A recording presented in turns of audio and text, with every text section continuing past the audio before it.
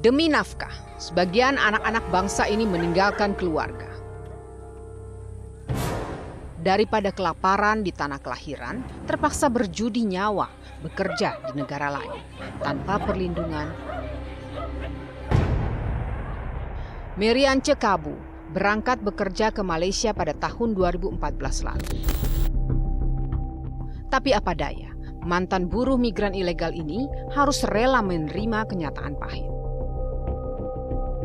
Ia nyaris tewas karena disiksa oleh majikan. Kepada kami, Mariance menuturkan pengalaman pahitnya saat bekerja di rumah warga Malaysia bernama Ong Suping. Tang itu tarik lidah, gigi, terus puting susu. Sampai luka. Tapi saya hanya pasrah saja. Tidak ada berteriak minta tolong, tidak ada apa-apa. Cuman air mata yang jatuh. Suara pun tidak ada. Setiap hari saja tidak luput dari pukulan. Selama 8 bulan, 1 kali 24 jam itu tidak pernah luput dari pukulan. Mandi darah setiap hari selama 8 bulan. Ada ketemu Kak Jeme di situ, Kak Jeme. Tak tahan lagi didera siksaan selama 8 bulan, akhirnya ia mencari pertolongan lewat secari kertas. Saya rasa tidak mampu untuk lawan. Kalau saya bisa lawan, ya mungkin saya juga pikir untuk lawan juga, tapi saya bilang kalau saya dilawan, ya saya tidak bisa pulang lagi, nanti mati. Iya, saya hanya rasa sakit, tapi saya tidak bisa minta tolong dari siapa-siapa.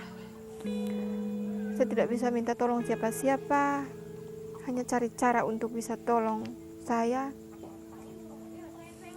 Ya, mungkin ya saya tidak bisa puji diri, mungkin hanya Tuhan saja yang jawab doa saya.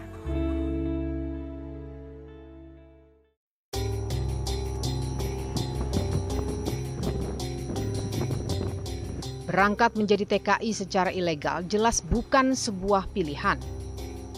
Sebab tidak ada jaminan hak-hak dan perlindungan yang lain.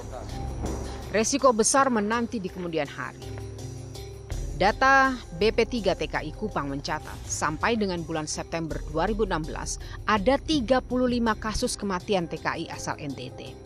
Dari jumlah itu, 31 orang adalah TKI ilegal. Mengejar mimpi menjadi alasan para tenaga kerja meninggalkan tanah kelahirannya. Mimpi sukses mengadu nasib di negeri orang, bergaji besar dengan mata uang asing. Mimpi ini dimanfaatkan sindikat perdagangan manusia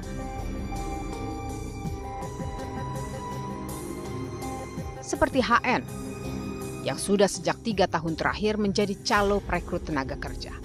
Awalnya ia bekerja untuk perusahaan perekrut tenaga kerja resmi.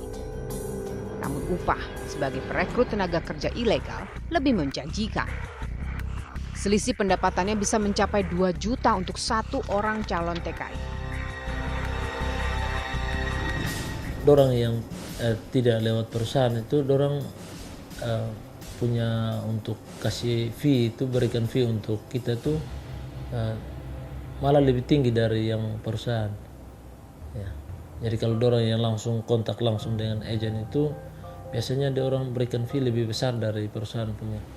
Kalau dari perusahaan itu per 1 anak itu biasanya fee-nya 5 juta. Tapi untuk orang tua itu uang siripinang itu biasanya sekitar 2 juta. Terus anaknya nanti kita kasih lagi uang saku itu biasanya 500.000 tuh untuk anak tuh. Kalau dia sudah di Kupang tuh. Itu tinggal anaknya 500 lagi.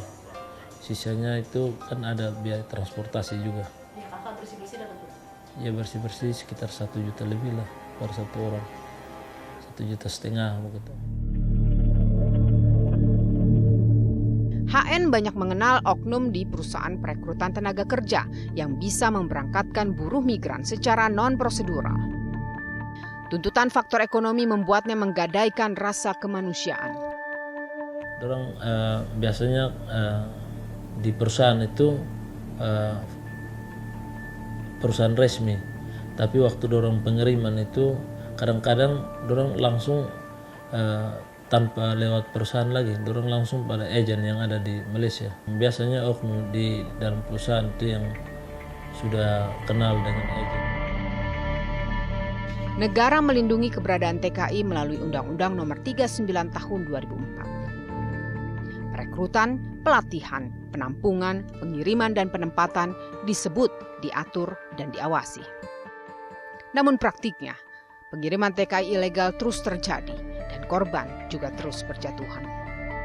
Kita lihat 3 hal ya, mulai dari penempatan dan juga purna ya. Jadi kalau mulai dari penempatan, mulai dengan dokumen-dokumen itu, kemudian selain dokumen-dokumen itu mengiming-iming mereka bahwa kerja di sana memang benar-benar menjanjikan dengan tidak memberitahukan resiko-resiko yang bakal terjadi di tempat mereka bekerja. Nusa Tenggara Timur menjadi salah satu daerah kantong TKI ilegal. Kemiskinan dan juga rendahnya kualitas sumber daya manusia disebut-sebut sebagai pangkal soalnya. Dari 5.120.000 jiwa penduduknya, 1,1 juta diantaranya adalah penduduk miskin. Dengan pendapatan per kapita sekitar Rp307.000 per bulan. Fakta ini menanti diselesaikan oleh negara. Jangan lagi ada warga yang terpaksa bertaruh nyawa hanya demi mencari nafkah.